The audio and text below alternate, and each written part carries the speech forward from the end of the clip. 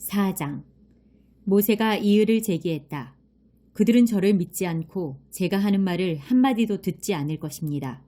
그들은 하나님께서 그에게 나타나셨다고 천만에 하고 말할 것입니다. 하나님께서 말씀하셨다. 내 손에 있는 것이 무엇이냐? 지팡이입니다. 그것을 땅에 던져라. 모세가 지팡이를 던지니 그것이 뱀이 되었다. 모세가 재빨리 뒤로 물러섰다. 하나님께서 모세에게 말씀하셨다. 손을 뻗어 그 꼬리를 잡아라. 그가 손을 뻗어 꼬리를 잡으니 그것이 원래대로 지팡이가 되었다. 이는 하나님, 그들 조상의 하나님, 곧 아브라함의 하나님, 이삭의 하나님, 야곱의 하나님이 내게 나타났다는 것을 그들이 믿게 하려는 것이다. 하나님께서 또 말씀하셨다. 내 손을 옷 속에 넣어 보아라. 모세가 손을 옷 속에 넣었다가 꺼내보니 손이 나병에 걸려 눈처럼 하얗게 되어 있었다. 하나님께서 말씀하셨다. 내 손을 다시 옷 속에 넣어 보아라. 모세가 다시 손을 넣었다가 꺼내보니 손이 전처럼 말끔해져 있었다. 그들이 너를 믿지 않고 첫 번째 표적을 보고 믿지 않더라도 두 번째 표적을 보고는 믿을 것이다. 그러나 그들이 이 두 표적을 보고도 너를 믿지 않고 내 메시지도 듣지 않거든 나일강에서 물을 조금 떠다가 마른 땅에 부어라. 네가 부은 나일강의 물이 마른 땅에 닿자마자 피로 변할 것이다. 모세가 하나님께 또 이의를 제기했다. 주님, 저는 정말 말을 잘하지 못합니다. 저는 본래 말재주가 없는 사람입니다. 전에도 그랬지만 주님께서 제게 말씀하신 뒤에도 마찬가지입니다. 저는 말을 심하게 더듬습니다. 하나님께서 말씀하셨다. 누가 사람의 입을 만들었느냐? 누가 말 못하는 자와 듣지 못하는 자를 만들고 누가 앞을 보는 자와 앞 못 보는 자를 만들었느냐? 나 하나님이 아니냐? 그러니 가거라. 내가 너와 내 입과 함께 하겠다. 내가 너와 함께하여 네가 무슨 말을 해야 할지 가르쳐 주겠다. 모세가 말했다. 주님, 제발 다른 사람을 보내주십시오.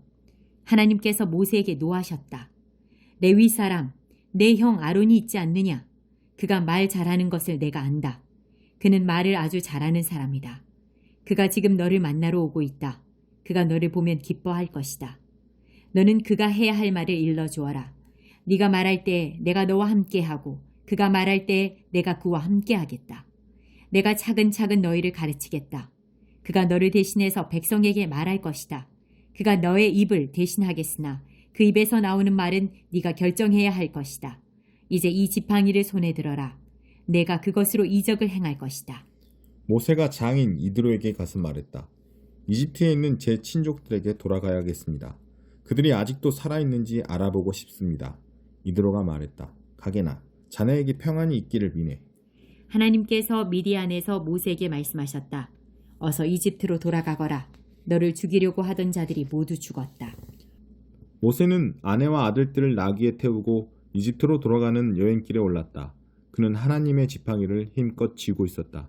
하나님께서 모세에게 말씀하셨다. 이집트로 돌아가거든 너는 내가 너를 통해 행할 모든 이적을 바로 앞에서 행하여라. 그러나 나는 그를 고집불통이 되게 하여 백성을 내보내지 않게 하겠다. 그러면 너는 바로에게 이렇게 말하여라. 하나님의 메시지다. 이스라엘은 나의 아들, 나의 맏아들이다. 내가 네게 내 아들을 놓아주어 나를 섬기게 하여라 하고 말했다. 그러나 너는 내 아들을 놓아주려고 하지 않았다. 그래서 이제 내가 네 아들, 내 맏아들을 죽이겠다. 그들이 이집트로 돌아가다가 밤에 야영을 하는데 하나님께서 모세를 만나셔서 그를 죽이려고 하셨다. 십보라가 부싯돌 칼을 가져다가 아들의 표피를 자르고 그것을 모세의 몸에 갖다 대며 말했다. 당신은 내게 피 남편입니다. 그러자 하나님께서 그를 놓아주셨다. 십보라가 피 남편이라는 표현을 쓴 것은 할례 때문이었다. 하나님께서 아론에게 말씀하셨다. 광야로 가서 모세를 만나거라. 아론은 길을 떠나 하나님의 산에서 모세를 만나 그에게 입을 맞추었다. 모세는 하나님께서 그를 보내면서 전하라고 하신 메시지와 그에게 명령하신 이적들을 아론에게 알려주었다. 모세와 아론이 가서 이스라엘의 모든 지도자들을 불러 모았다. 아론은 하나님께서 모세에게 일러주신 모든 말씀을 그들에게 전하고 백성 앞에서 이적을 행하여 보였다. 그러자 백성이 믿었다. 그들은 하나님께서 이스라엘 자손이 겪고 있는 일을 살피고 계시며 그들의 고통을 모두 알고 계시다는 말을 듣고 엎드려 경배했다. 5장. 그 후에 모세와 아론이 바로에게 가서 말했다. 하나님, 이스라엘의 하나님께서 내 백성을 놓아주어 그들이 광야에서 나의 절기를 지키게 하여라 하고 말씀하십니다. 바로가 말했다. 하나님이 누구인데 내가 그의 말을 듣고 이스라엘을 보내야 한다는 것이냐? 나는 너희들이 말하는 하나님을 도무지 모르겠고 이스라엘도 절대로 떠나보내지 않겠다. 그들이 말했다. 히브리 사람의 하나님께서 우리를 만나 주셨습니다. 우리가 광야로 사흘 길을 가서 우리 하나님을 예배하게 해 주십시오. 그러지 않으면 그분께서 질병과 죽음으로 우리를 치실 것입니다. 그러나 이집트 왕은 이렇게 말했다. 모세와 아론, 너희는 도대체 무엇 때문에 백성에게 휴일을 주어 쉬게 해야 한다는 것이냐? 돌아가서 일이나 하거라. 바로가 계속해서 말했다. 내가 이 자들을 빈둥거리게 했더니 이제 너희는 그들에게 쉴 시간까지 주자는 말이냐? 바로는 즉시 조치를 취했다. 그는 강제노동 감독관과 작업반장들에게 지시를 내렸다. 너희는 벽돌을 만드는 데 필요한 짚을 더 이상 저 백성에게 공급해 주지 마라. 저들 스스로 짚을 마련하게 하여라. 전과 똑같은 수의 벽돌을 생산하게 하고 저들의 하루 작업량을 조금도 줄여주어서는 안 된다. 저들이 게을러져서 우리 하나님을 예배할 수 있도록 시간을 주십시오 하며 떠들고 다니는 것이다. 저들을 엄히 다스려라. 그래야 저들의 불평이 사라지고 신을 예배하겠다는 망상도 사라질 것이다. 강제노동 감독관과 작업반장들이 나가서 백성에게 새로운 지시를 내렸다. 바로께서 명령하신다. 더 이상 너희에게 짚을 공급해 주지 않겠다. 어디든 가서 너희 스스로 짚을 마련하여라. 그러나 너희의 하루 작업량에서 벽돌 하나라도 줄어들어서는 안 된다. 백성은 이집트 전역으로 흩어져 짚을 긁어 모았다. 강제노동 감독관들은 그들을 무자비하게 대했다. 너희의 하루 작업량을 다 채워라. 너희가 짚을 공급받던 때와 같은 수의 벽돌을 만들어야 한다. 강제노동 감독관들은 자신들이 세운 이스라엘 출신 작업반장들을 때리며 다그쳤다. 너희는 어째서 하루 작업량을 어제도 그제도 그리고 오늘도 채우지 못했느냐? 이스라엘 출신 작업반장들이 바로에게 가서 작업량을 줄여달라고 호소했다. 왕께서는 어찌하여 왕의 종들을 이같이 대하십니까? 아무도 저희에게 짚을 주지 않으면서 저희더러 벽돌을 만들라고 합니다. 보십시오. 저희의 잘못이 아닌데도 저희가 이렇게 매를 맞았습니다. 그러자 바로가 말했다. 게으름뱅이들, 너희야말로 게으름뱅이들이다. 그러니 너희가 우리가 가서 하나님을 예배하게 해주십시오 하고 불평하는 것이다. 썩 물러가서 일이나 하여라. 아무도 너희에게 짚을 공급해 주지 않을 것이다. 그래도 하루가 끝날 때는 하루 작업량을 다 채워야 한다. 이스라엘 출신 작업반장들은 자신들이 곤경에 처했음을 알았다. 그들은 돌아가서 백성에게 너희의 하루 작업량에서 벽돌 한 장도 줄여줄 수 없다고 말해야 했다. 그들은 바로 앞에서 나오다가 자신들을 만나려고 기다리던 모세와 아론과 마주쳤다. 그들이 모세와 아론에게 말했다. 하나님께서 당신들이 한 짓을 보시고 심판해 주셨으면 좋겠소. 당신들은 바로와 그의 신하들 앞에서 우리를 역겹게 만들었소. 당신들이 바로의 손에 우리를 죽일 무기를 쥐어준 것이오. 모세가 돌아와서 하나님께 아뢰었다. 주님, 주께서는 어찌하여 이 백성을 이렇게도 모질게 대하십니까? 도대체 왜 저를 보내셨습니까? 제가 바로에게 가서 주의 이름으로 말한 순간부터 이 백성의 사정이 더 악화되었습니다. 저들을 구하신다고요? 주님께서는 이렇게 하는 것이 저들을 구하는 것으로 보이십니까? 6장 하나님께서 모세에게 말씀하셨다. 이제 너는 내가 바로에게 어떻게 하는지 보게 될 것이다. 그는 강한 손에 떠밀려 그들을 내보낼 것이다.